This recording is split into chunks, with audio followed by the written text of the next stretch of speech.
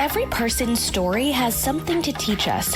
How others view life, how obstacles are overcome, how joy is felt, how fears are faced, how love is expressed. The Matters of Faith podcast explores individual stories of people's lives and how faith plays a part. It may not be your story, but it may help shape yours. And now, Matters of Faith with your host, Jay Wilburn.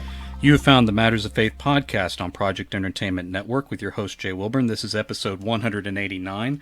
In just a moment, I'll have Summer Canon on. But before I talk to her, we want to talk about her. Summer Canon has a number of books that I've read and recommended. Fresh Start was an earlier piece that I read from her that was very good. Probably the first book that really got my attention was The Hag Witch of Trip Creek.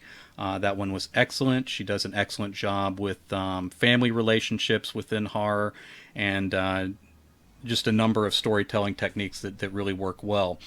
One of the reasons I have her on and had Wesley on earlier was because of Slaves to Gravity. This particular book is exceptional. It has sci-fi and fantasy elements and enough horror in there that you're going to not see the twists coming. So I've recommended these books highly a lot of places, and I look forward to talking to her about that, her process, and just life in general. Before we get into that, I want to tell everybody about our sponsor for the episode, the Dirty Deeds Crime Fiction series by Armand Rosamilia. This is another great series that I've recommended highly. They're up to book 8. I am in the middle of book 7. These are not long books like many thrillers are, so you can read them very quickly and easily. There's no wasted pages, so the action and the characters are all relevant as you're going through.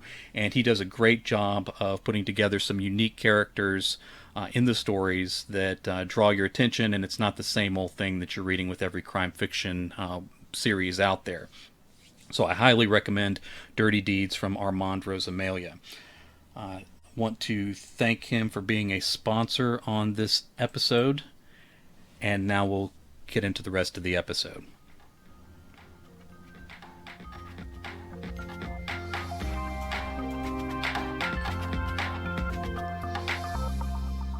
This is the Matters of Faith podcast on Project Entertainment Network with your host, Jay Wilburn. My guest today is Summer Canon. Welcome to the program, Summer. Hi, Jay. Thank you so much for having me. Really excited to talk to you. I've actually been talking to a lot of sort of that Pennsylvania circle of authors recently, so it's been kind of fun to dig into your guys' lives and see where things overlap and that sort of thing. Being a faith podcast, I want to kind of start there at the beginning. Can you tell me kind of your first sort of connections or interactions with religion or spirituality? I was actually brought up Christian. I was brought up Baptist. We were pretty immersed in it. You know, I did the whole every summer, went to a week-long church camp. Every spring, we did vacation Bible school. I mean, I did the whole thing. I sang in the choir. I was very much immersed into it as a child. Now, I grew up Baptist as well, Southern Baptist in Georgia and thereabouts. So we were pretty serious about being Baptist. And I've stuck pretty closely to traditional Christianity myself, although most Baptists probably wouldn't recognize me much anymore. And maybe on social issues, I've departed from them a good bit. But largely, my views would have stayed traditional Christian. How did your experiences in spirituality sort of differ from that path? Honestly, the very basic tenets are still with me. I still, believe in God. I still have those very basic faiths, but my faith in organized religion has kind of left me. I had a moment where I kind of ran away screaming, but the faith is still with me. I would not still call myself Christian just because what I am is so different than what I was raised to be. And actually, like, it's something I don't talk about a lot, because if I had a conversation with, say, my mother right. about how my beliefs have evolved and how my spirituality has evolved, it would actually hurt her. It would break her heart. So I don't tell her. I don't talk about it. It's very personal to me. But it's still a spiritual belief. I've not lost any sort of relationship with my God. Do you have a particular self-identity that you connect to, or is yours sort of completely disconnected from any of those kind of categories? Honestly, I don't like to categorize myself, but if I were pushed into a corner, just because it's so broad, I would accept pagan. Okay. What does that mean to you personally, that particular identification?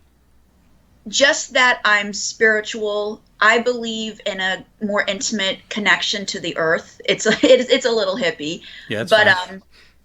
I believe in a more intimate connection to the earth. I believe, the the God that I've always known, the God that I've always believed in, lives in the earth, and it is a little more, it's a natural thing.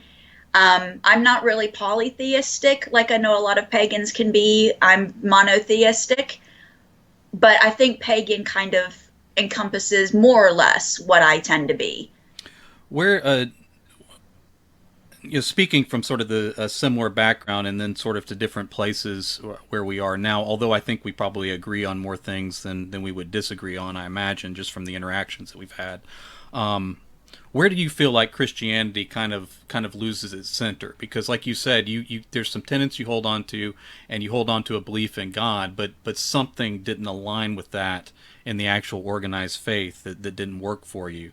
So where does it sort of go wrong generally? There were two things, two big things. One of them was the whole do as I say, not as I do thing that you see a lot. And then the other one, I started seeing a lot of people using faith to incite fear, Right. where if you are faithful, you absolutely do not ask questions. A question means lack of faith.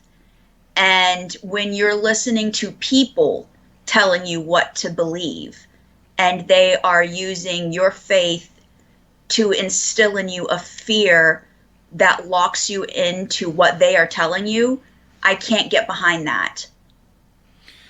It's been interesting doing this podcast. Like I said, we're up to episode 189, and I've interviewed Satanists and just about every faith and spirituality that you can name. And generally, when you talk to somebody on a one-on-one basis, you can probably, as long as there's not an agenda involved, you can have a decent conversation and find a lot of points of agreement. But then when that's translated over into the groups, that conversation becomes harder, if not impossible. Why do you suppose?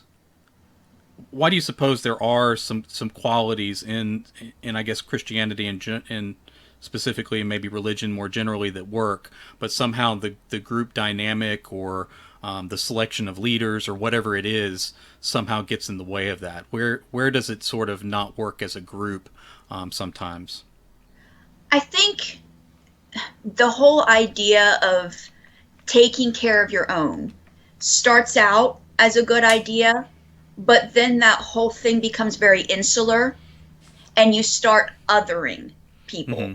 If you are not one of our own, you are other. And therefore, being different, you either need to be converted or you are bad. Right. Do you think that that's kind of a human nature kind of thing, like it translates into politics and maybe any group that we try to form together? I do, to a certain extent. I think the problem with when it comes to faith is, we put our trust into people to be the teachers, to be the mouthpieces of our faith.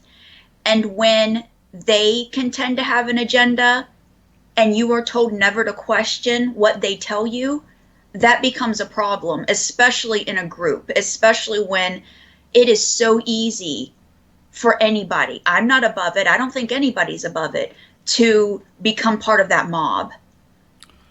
Right. So if I were, as a Christian, if I were trying to get it right, like what would be, I guess, my approach to get, if I wanted to be involved in a church or I was leading a group or doing that kind of thing, how would I avoid those type of mistakes, do you think, and bring out, I guess, what would be the positive qualities of what the faith is supposed to be? The most positive qualities have always been humility, selflessness, and love for everybody.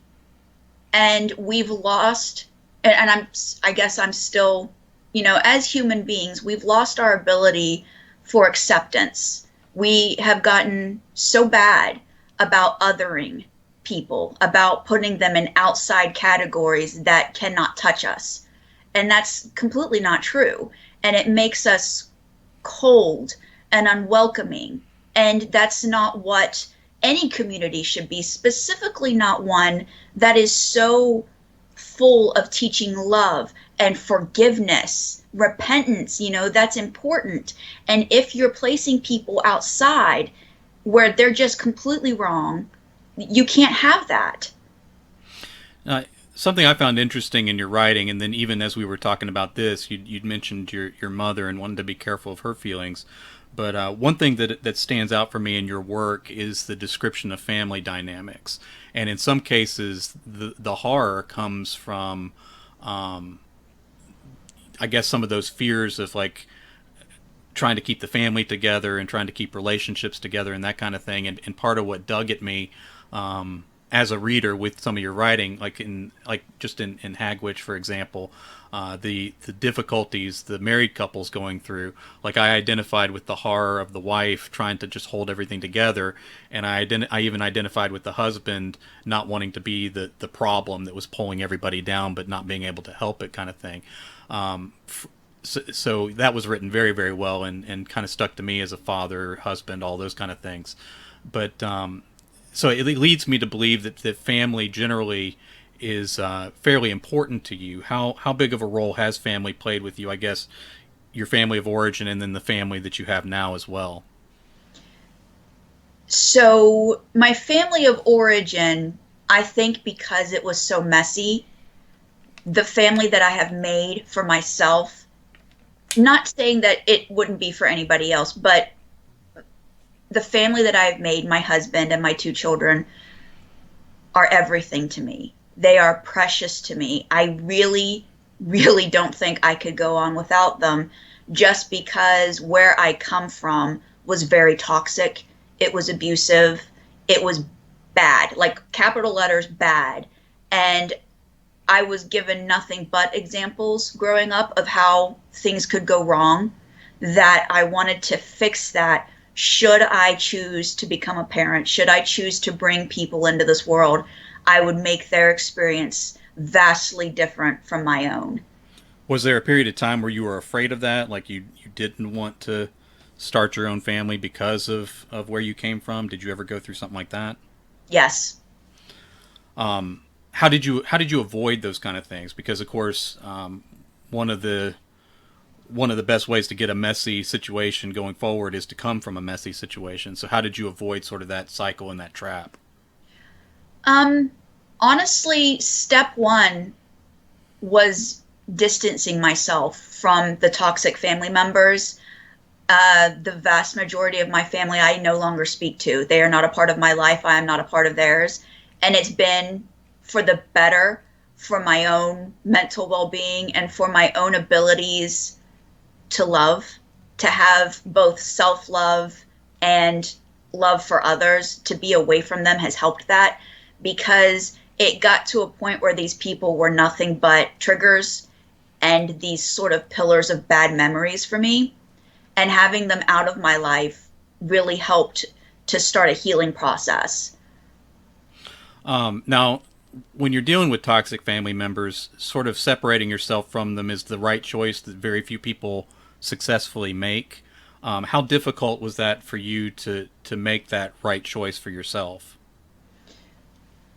With a lot of the more, because I mean, I'm from West Virginia. It's kind of a joke that if your family has been there for longer than 4 generations, you're related to everybody. And to an extent, that's true. I have an enormous family. But I also have an enormously toxic family.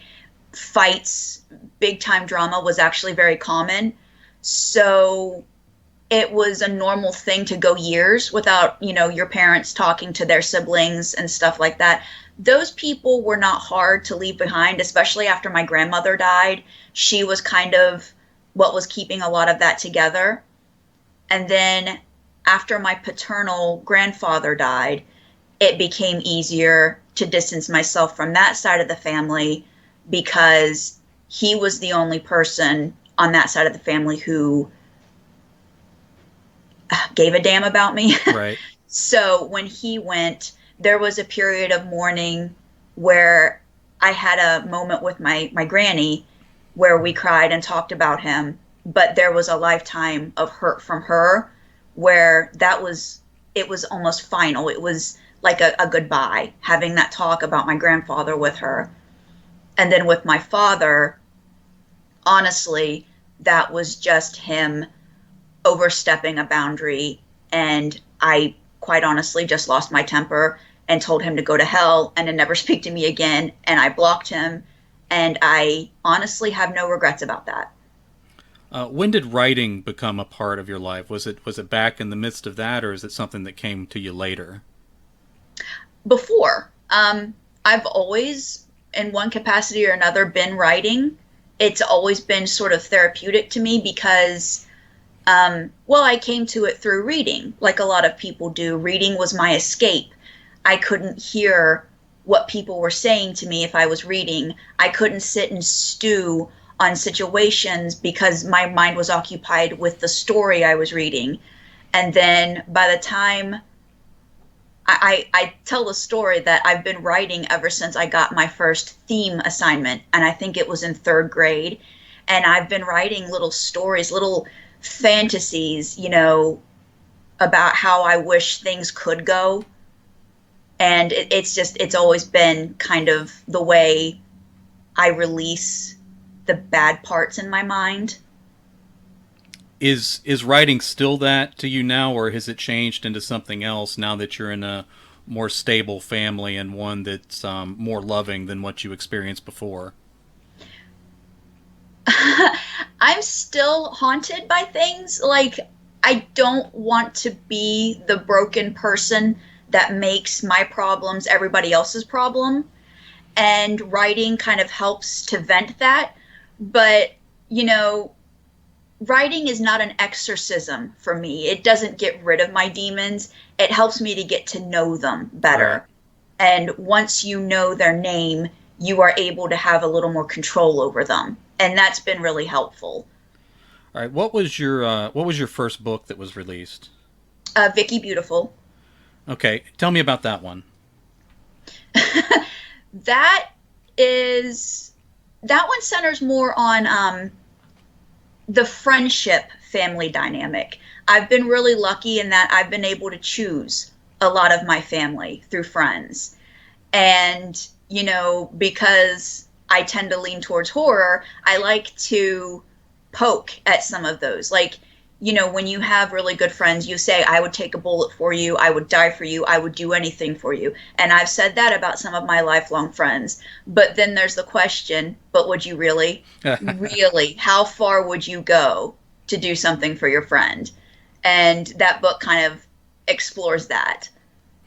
Now, you're not new to writing, but I remember I was up to Pennsylvania once. I think it was for the one of the telethons, and went to one of the Beers and Fears events that you were at, and apparently that was your first signing. Is that correct? Yeah. Okay. Yeah, so that wasn't too long ago, even though writing's been a part of your life for a good while. Had you been publishing for a while, and then it was just that recently that you started doing the public events and that sort of thing? I think that signing happened on year 2 of me being published. I had a really bad hiccup in the beginning where, my first 3 contracts were signed with Sam Hain Publishing. And then we had scheduled the release of Vicky Beautiful, the first book, and then like maybe a week before it was set to come out, they closed. Oh, wow, you timed that really well. Yeah. Now, like I said, I read, I believe Fresh Start was the first thing I read from you, but the first thing that really, really caught my attention, it was good, but the first thing that really, really caught my attention was Hag Witch of Trip Creek. When was that one published? 2017? Okay. No, maybe 2018, I think. Okay. Now, again, like I've said, I've spoken to several people sort of in your Pennsylvania circle, and it as a semi-outsider, it appears that all of you kind of seem to be on a rise at the same time. Like there's just really great work coming from that circle of friends that you have, all independently of each other, and then in a couple cases collaborations. But it felt like to me that Hagwitch was this real leap in your work, and not to disparage anything that came before it, but it was kind of one of those books that sort of clued me in that there was more going on, like that there was a level of talent that was emerging there. Did it feel like you had taken it up to another level when you were writing that, or was it just sort of the next book that you wrote to you?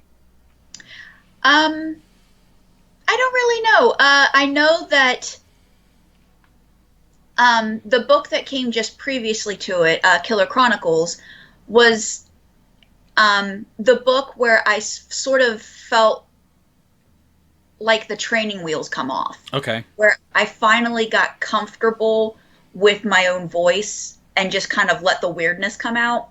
So when I sat down to write The Hagwitch, there was a level of comfort with myself that I had not yet had with the new book.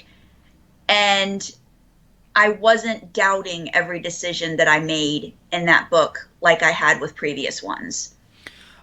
Again, when I talk to authors about books I've actually read, we could go real in depth, and I always try to avoid actually spoiling the best parts that I love and stuff. One thing about the book is it felt like it was paced really well, but it also felt like you sort of took your time with the story when like I was pulled in from the very first scene, and it's just sort of a scene of kind of, you're sort of setting the setting, but you're kind of just the characters working in, and you're sort of easing into the world and that sort of thing. Was it partly that confidence that you could tell the story at the pace and the style that you wanted that allowed you to sort of achieve that, do you think?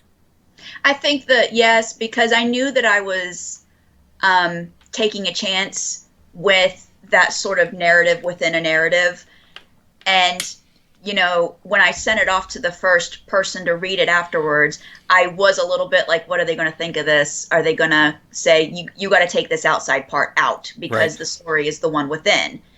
But I was really glad when they were into it. And because I thought that it was important to have that sort of outsider's disgusted perspective on what was going on with the inner narrative, because I didn't want pity, I wanted anger. Right. Anger is one of those emotions that it's always a cover for something else. It's fantastic to really think about, to really hint at, because it's so much more complicated than just being mad. It was interesting the way you did it, because again, it kind of reminded me of sort of a Gothic style where you're sort of getting a story maybe third or even fourth person, and so there's sort of that distance, but it kind of allows a story like that to play itself out. Like I'd mentioned earlier, it's the books that really jump for me from you are the ones where the family relationship is sort of the center of the horror. And I don't mean that the way that like a lot of horror movies do, where you got a family that's just sort of trapped with terrible things coming in. It's more along the lines, and I guess some of it comes from experiencing all different types of relationships, like you said, but where, you know, I could identify with the wife who's trying to hold the family together, but I could also identify with the husband who couldn't seem to stop causing the trouble. Like his difficulties seemed to keep propelling the family into deeper and deeper problems. How did you go about writing both of those characters, so I guess like a reader like me could identify with both of them? You know, I think you have to consider the point of view of even the absolute worst person. You don't want to. Sometimes you just want to write that one-dimensional bad person. They're just bad. Right. But it doesn't make for interesting reading, and it doesn't make for the ability to immerse yourself in the story. Part of the horror of reading things like that is that you find yourself on some level relating to a person who does bad things, because you can always come up with an excuse for what you do. You always have a rationalization, and knowing that you could put yourself there as well, that's an uncomfortable position to be in. And I think, I mean, I like to do that to people. Well, that's good horror, good drama, I imagine. Like I said, last it's actually this week, but last week when the episodes would air, I interviewed Wesley and we talked about Slaves to Gravity. So it was interesting to know that you were coming up as well, and he sort of talked about a little bit about you guys getting together to write that story. From your perspective, how did that come about? Like, how did you end up partnering up, and how did you end up writing that particular story? So, Wes and I, it's really weird. I sometimes feel like I'm the type of person that likes to stiff arm people when, they try to get into my inner circle. They kind of get stopped a little bit. Like, I'm nice and I'm smiling and I'm welcoming, but I can tend to be a little cold and standoffish. But with Wes, the first time I met him, it was like, oh, you're fabulous. I want to be friends with you. Hi, come hang out. And we just started this friendship and kept getting, closer. And he came to me and he was like, I have this idea. And he only had the last scene really worked out, but he told me about it. And I was like, well, that's really awesome. It was the way he described it, it was very cinematic, very large scope. And of course, that's impressive. And he was like, do you want to write this with me?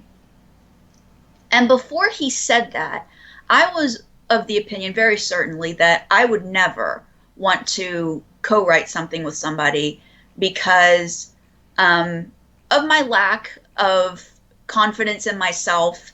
I don't want to do something where I'm intimidated by the other writer, because we have such talent writing horror these days. And I don't want to be the kind of softer second voice. If I want to be Right. a co-writer, I want to be the co-writer. Yeah.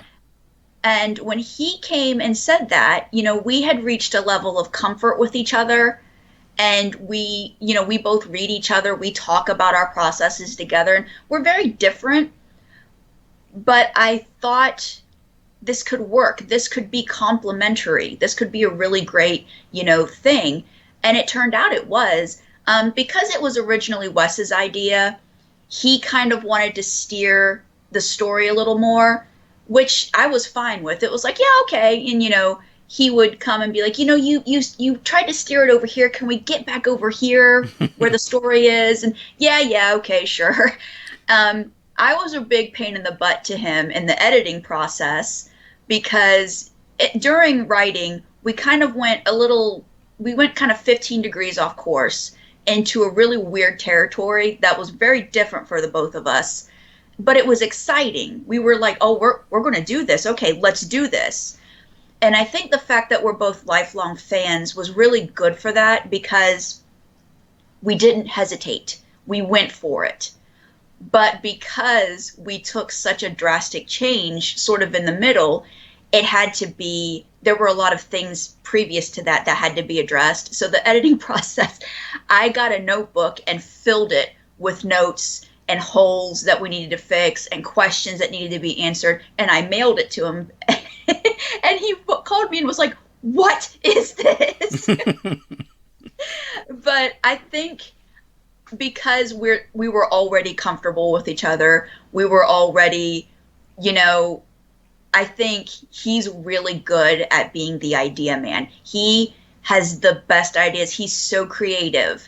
And I think, maybe I'm not quite as creative as he is, but I think my strong suit is with characters and with ease of, discussion, things like that. And I think we were able to really mix our talents together and make a really good, interesting story that kind of surprised us both.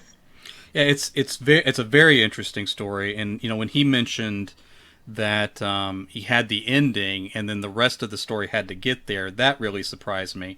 Probably of all the books that we discussed, this is the one that you actually can't discuss any detail without ruining it. So we're gonna be specifically vague, I suppose you'd say. How difficult? And you mentioned that there was always this temptation to veer a little bit. How difficult was it to begin a book and get it to end exactly like that? I wouldn't call the process difficult at all. We did I write a chapter, he writes a chapter, I write a chapter, he Right. writes a chapter. There was one instance where he got really into it and sent me 2 chapters instead of one, but it ended up working. I think where he would kind of end up kind of pushing me back in place is I always like to add absurdity. I'm a big fan of kind of stupid humor, and you'll Right. always find that in my writing. He definitely writes humor. I've had to put some of his books down because I was laughing so hard, but he's not so much a fan as like pie in the face humor as I am. Right. So he'd be like, let's get it back over here. That would have been interesting to see some of that sneak into the story there. You had mentioned sort of being the pain of like asking the questions of what didn't work and that kind of thing. When Armand Rosamalia and I collaborate, I tend to be the story Bible guy. He just writes. He doesn't pay attention to where any of the characters are, and he usually keeps track of it pretty well in his head, not perfectly. But I'm the guy that keeps track of everybody and what color eyes they have, and all that kind of stuff. And we'll get to the end, and I'll start talking to him about continuity. He'll just say, "Oh, just fix it." I don't. So he just sends me back through to make sure that like a character we introduced late appears somewhere earlier, that kind of thing. Now, like you said, and this is the part that I find very interesting because I think it's what sets the book apart is sort of when you veered into that science fiction or science fantasy sort of realm, and it may be, in my opinion, what really sort of lifts the book up. Wesley made the joke about that being a pun, but sort of elevates the book in a way that it's not just horror and it's not just science fiction, it's not just fantasy. There's something more existential going on. I don't know if that's the character work. I don't know if it's the dialogue. I don't know if it's just the story and where you knew you were going. Maybe it's all the elements working together.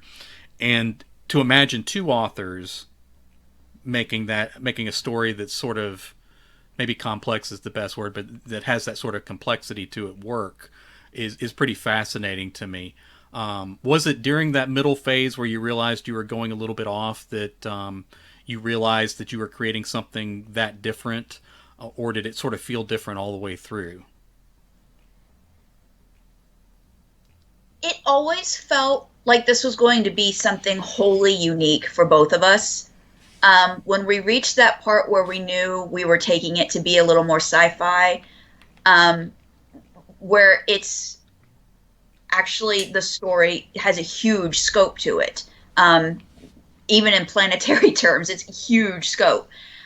When we got to the point where we had to have discussions about that, and it started getting a little weird for both of us, and it required a bit of research, it required a bit more complex thinking, because we weren't exactly doing world building, but we had to have hints of a backstory that Right. explained some things.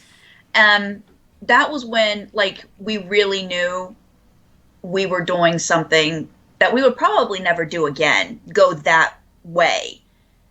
And I'm happy for the both of us that we took it in stride. We didn't fight it. We were like, this is how it's going to go. Okay, we're going to do it. Yeah, because it could have been a very different book if you guys didn't have the courage to pursue that a little bit, and I think it would have suffered as a book had you not done that. It's interesting that you mentioned the world building and sort of, I guess, the implied mythology that's kind of behind it. There is a temptation, especially when you get into science and science fantasy, to explain a lot and to give as much of that research detail and stuff like that. And again, I don't know how much of the actual mythology you figured out that you didn't include, but how did you guys go about figuring out the best balance to sort of to hint at the bigger things without it becoming sort of a dialogue on a different dimension kind of thing?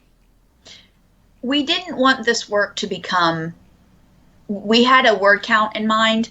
Like, Wes had a much shorter word count in mind, and we had to sit and have a talk where it was like, no, we have to get to at least 30,000. We can't make it that short. But we had the word count in mind, and that was what sort of drove us to be a little more stingy with details.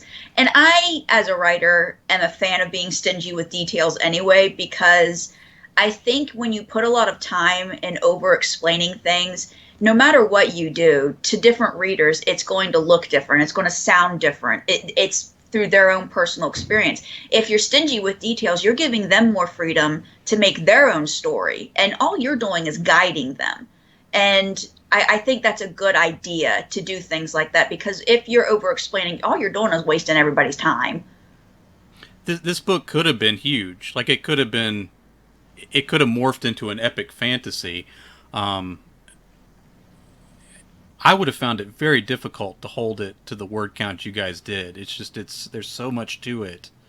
I'm impressed by that. Why was that shorter word count so significant to either him or both of you? Honestly, honestly, because Wes was being impatient. Oh. He only has novella patience. He doesn't have the novel patience. Yes, he wanted a new release at around this time, and we didn't have time to write a bigger work. It works shorter, and like he said, there's been fans that either want or seem to think that there would be more to come.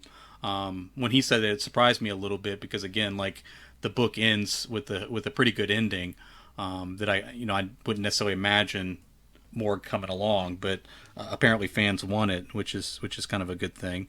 Has the book gotten the sort of attention? Like as a reader, I've recommended it a lot. Has the book seemed to get some attention as good of a work as I think it is? I think it's gotten really good attention. Wes lingers on, the reviews that tend to be a little critical, but I mean, that'll happen with any work. There is no perfect work. Somebody is always going to find something that didn't work for them, and that's totally fine. I have no problem with that.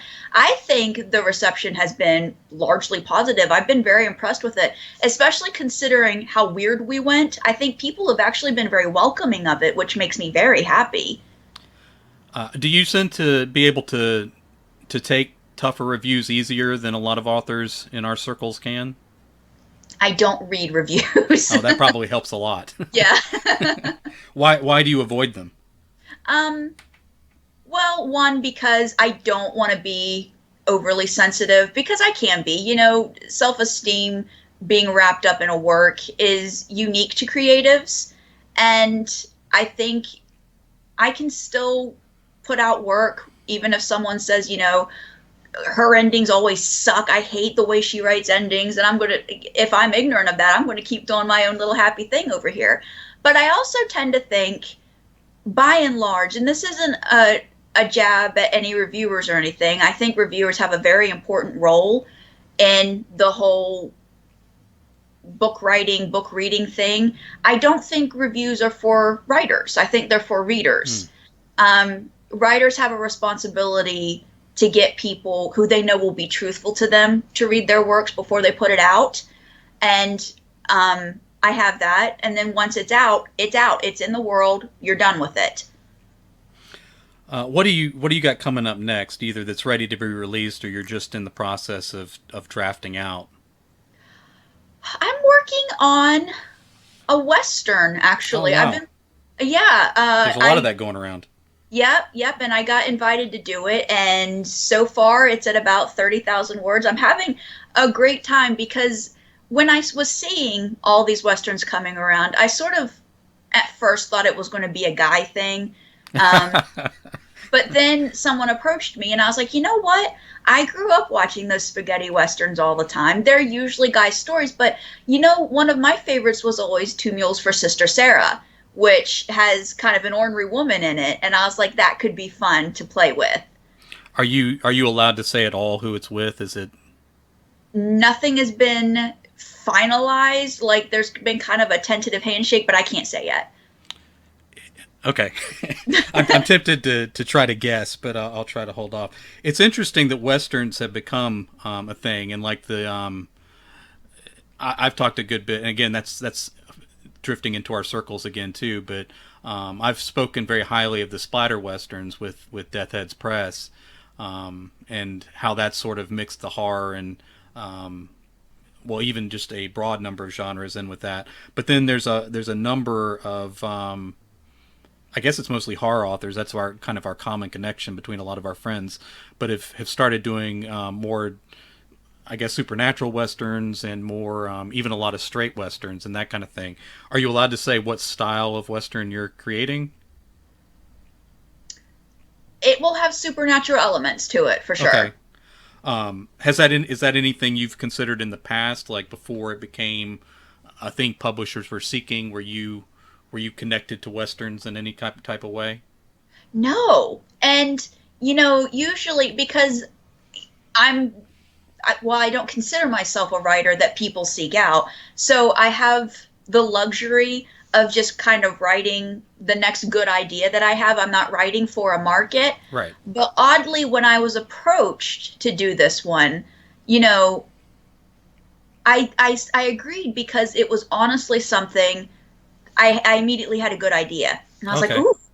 It wasn't something that I was like, well, everybody else is doing it, I'm going to do it. It was, oh, you know what? I could have fun with this. This could actually be fun for me.